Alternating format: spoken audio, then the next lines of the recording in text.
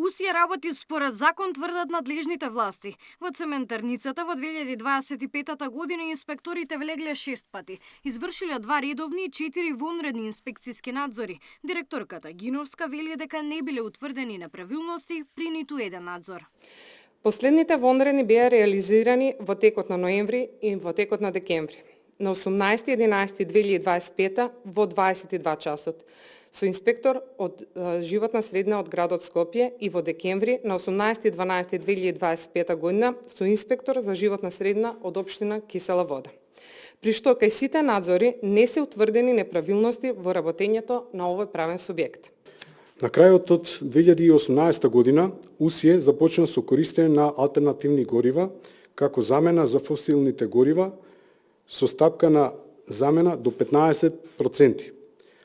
Алтернативните горива што се користат се горива од цврст отпад, биомаса од земјоделски отпад, оризова лушпа, од одредени отпади од текстилната индустрија. Алтернативни горива кои биле користени во 2024 година се посочени биомаса од земјоделски отпад, лушпи од ориз, лушпи од кафе, селектиран отпад од текстилна индустрија, отпад од пакување, што не може да се рециклира, како и отпад од пластика, што не може повторно да се користи и рециклира.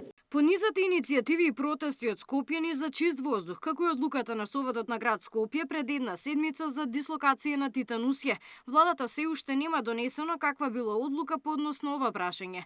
Портпаролката Митева вели дека ќе се испитаат сите фактори и ќе се носи системско решение. Ценам дека едно е она што ќе се донесе како одлука, препорака или ќе се усвои во Советот на град Скопје, но друго е како владата пристапува кон решавање на проблемите, како разговара за истите и кои се институциите кои што треба да ги превземат соодветните мерки и постапки за да дојдеме ние до било какво решение. Да, ние рековме дека доколку таа препорака стигна до владата, доколку тоа е заклучокот на советниците во градот Скопје, како влада ќе седнеме и ќе ги видиме сите можности кои што стојат на располагање. Дозволата на Титан Усје истекува во 2027 година, но годинава во март мора да ја почнат постапката за барање на нова, а интегрирана, за да може цементарницата да продолжи со работа.